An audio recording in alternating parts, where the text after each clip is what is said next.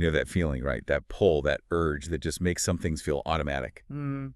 That's really the heart of habits. Hmm. So today, we're diving into how you can make the habits you actually want, the good ones, feel just as, well, compelling as maybe some others we won't mention. Exactly. We've been looking at some really interesting stuff here, specifically focusing on this one big idea: make it attractive. Right. It's not just about gritting your teeth and using willpower. No, it goes deeper. It's about understanding what actually, motivates us, what pulls us in. Yeah, and the science behind it is pretty fascinating, actually.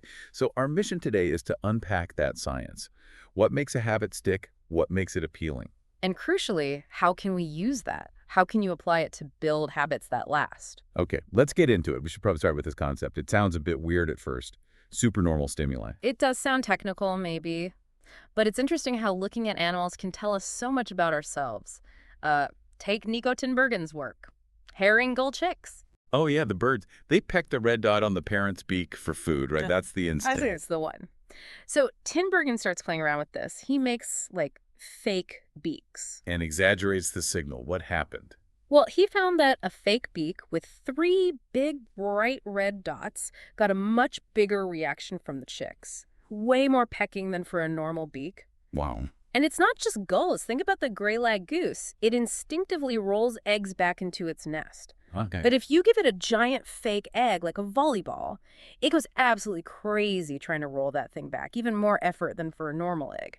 So it's like the wiring in their brain is set for round object, but giant round object just blows the circuit. It's like a supersized trigger. Exactly. That's the supernormal stimulus. It's a kind of heightened, exaggerated version of reality that triggers this oversized response. Okay, that makes sense in birds and geese. But how does this connect to us? To humans? Well, think about junk food. It's a perfect example. Our ancestors, for, thousands of years, craved salt, sugar, fat. Why? Because they were rare and packed with energy. Survival, basically. Precisely. Finding those things meant survival, so we developed a strong drive for them. But now, well, now they're everywhere. Salt, sugar, fat are definitely not scarce anymore. Right. But our brains haven't really caught up. We still have that ancient programming. And the modern food industry, they've become masters at creating these supernormal stimuli for our taste buds. Oh, absolutely. You can tell it's not accidental. Right. They engineer the crunch, the fizz. What was that term for mouthfeel? Or sensation, yeah, optimizing the texture, and things like dynamic contrast. Dynamic contrast. Like the crispy outside and the soft inside of a French fry. Or an Oreo, the crunchy cookie, the creamy filling. Keeps the brain interested, makes you want more. It's all designed to hit that sweet spot, or rather the bliss point, right? That perfect storm of salt, sugar, fat that just lights up our reward pathways. Totally. They've essentially hacked our primal cravings. And, you have to wonder about the bigger picture, the public health side of constantly being surrounded by these hyper-palatable foods. Yeah, it's a huge challenge. And it's not just food, is it? The source mentions other examples. Definitely. Think about mannequins with, well, impossible proportions. Or social media, the constant chase for likes. That validation hit. Exactly. Or online pornography, super edited ads. They all take naturally attractive features and dial them way, way up. Pushing those same buttons just in different ways, Yeah. driving us towards maybe excessive behaviors. And the trend seems to be heading towards even more intense stimuli, doesn't it? Seems like it. More concentrated rewards. The source mentions, like, junk food having more concentrated calories than traditional foods, liquor having more alcohol than beer or wine, video games being more stimulating than board games. It's like we're facing temptations that are constantly getting stronger, more refined than anything our ancestors dealt with. Okay, so our brains are primed to react strongly to these supercharged signals. But what's actually happening in the brain, the chemistry? That brings us to dopamine, right? Yes, exactly. What's driving that craving? Dopamine is a huge player here. It's a neurotransmitter, deeply involved in desire, in motivation, that wanting feeling. A lot of that happens in a part of the brain called the nucleus accumbens. Right, and there was that really stark experiment back in the 50s. Olds and Milner. They blocked dopamine in rats. Yeah, 1954. And the results were dramatic. The rats just lost all motivation. Completely. They wouldn't eat or drink. Nothing. They essentially lost the will to live, to seek any reward. They just wasted away, died of thirst in days. Wow. So dopamine is fundamental to that drive, that wanting.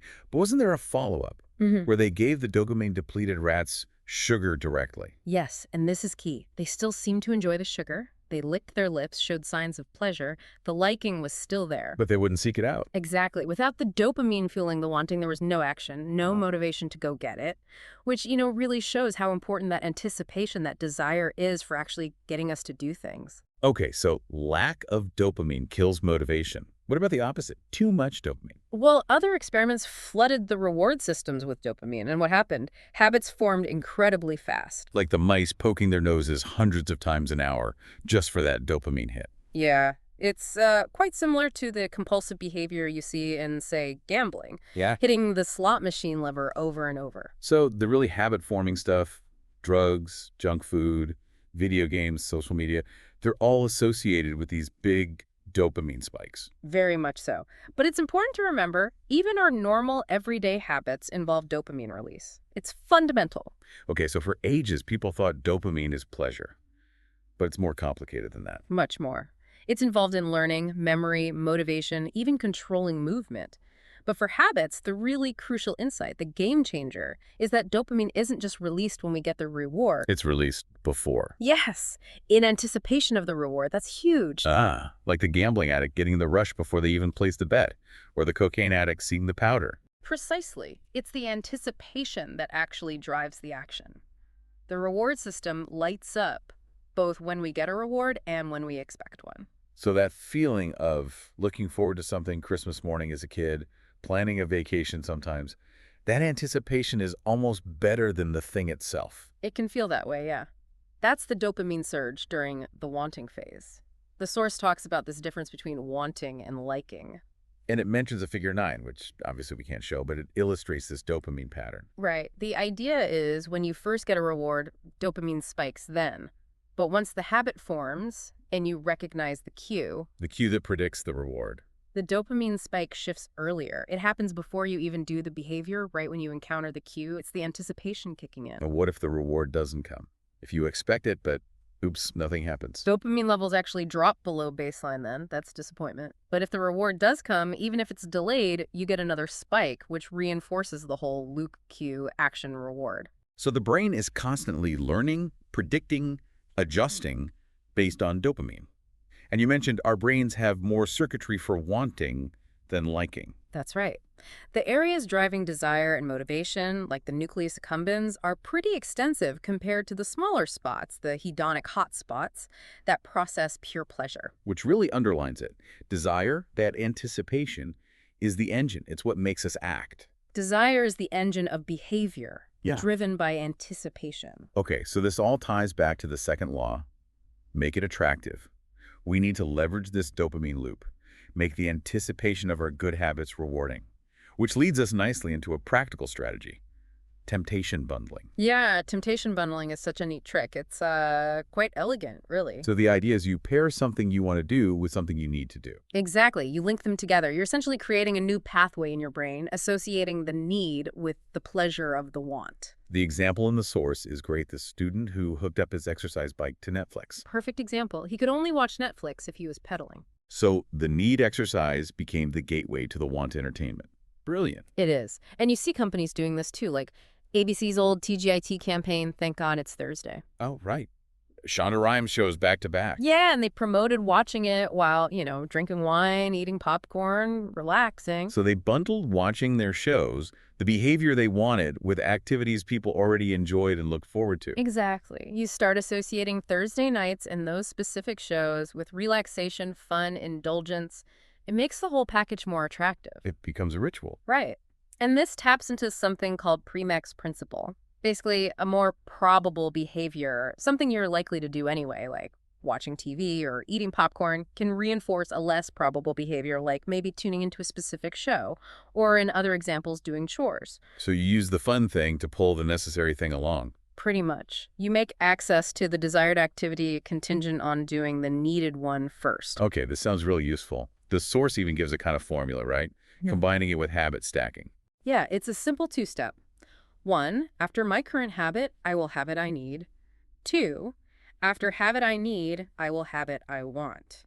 Can you give an example of how that works? Sure, like 1, after I pour my morning coffee current habit, I will meditate for 1 minute habit I need. 2, after I meditate for 1 minute habit I need, I will check my favorite new site habit I want. Okay, or maybe 1.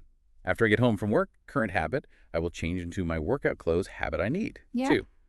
After I change into workout clothes habit I need, I will watch 1 episode of my favorite show habit I want. Exactly. The need becomes the ticket to the want. And the goal is eventually you actually start looking forward to the need habit, or at least finding it less burdensome because you associate it with the enjoyable thing that comes right after. You're essentially creating your own supernormal stimulus for the habit you want to build. That's a great way to put it. You're artificially boosting its appeal by linking it directly to something you already crave. Okay, let's wrap this up. Key takeaways. The second law, make it attractive.